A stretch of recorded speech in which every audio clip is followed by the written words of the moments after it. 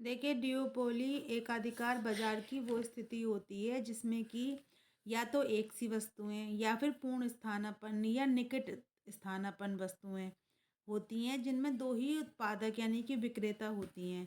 ये दोनों फर्में मिलकर अपना उत्पादन का इस्तेमाल करती हैं, परंतु ये फर्में जो हैं अपने बीच कीमत या उत्पादन मात्रा के संबंध में किसी भी प्रकार के बंधन के लिए बाध्य नहीं होती हैं।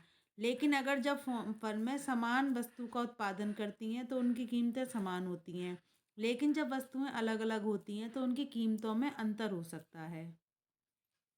ड्यूओपोली जो है एकाधिकारी प्रतियोगिता या अल्पाधिकार का सबसे सरल रूप है। इसीलिए जब हम द्वैधाधिकार की बात करते हैं तो अल्पाधिकार के भी सारे प्रश्न आ जाते हैं। हालांकि व्यवहार में ड्यूओपोली यानी द्वैधाधिकार की स्थिति कम दिखाई पड़ती हैं, फिर भी अल्पाधिकार की समस्याओं को समझाने में न केवल इसका विश्लेषण सहायक होता है, बल्कि ड्यूओपोली जो हमारा विश्लेषण है इसका निष्कर्ष जो है वो ओलिगोपोली पर भी लागू किया जा सकता है। इसकी विशेषताएं ऐसी हैं, सबसे पहला है केवल दो ही उत्पादक या विक्रेता होते हैं। दोनों उत्पादक या तो बिल्कुल समान या फिर लगभग समान थोड़ा बहुत अलग वस्तुओं का उत्पादन करते हैं। दोनों उत्पादकों की अपनी स्वतंत्र उत्पादन नीति होती हैं तथा दोनों एक दूसरे के प्रतियोगी होते हैं।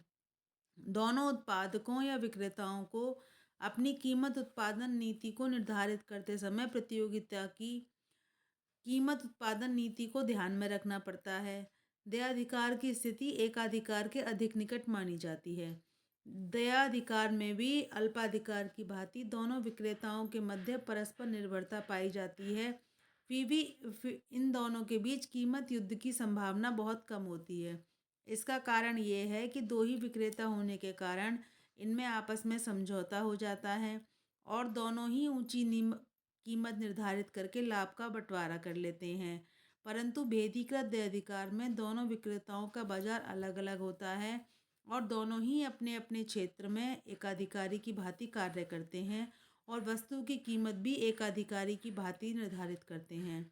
ड्यूओपोली में कीमत उत्पादन निर्धारण की प्रक्रिया काफ़ी जटिल होती है।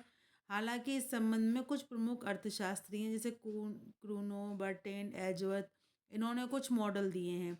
फिर भी ड्यूओपोली में कीमत निर्धारण का एक सुनिश्चित हल नहीं होता है।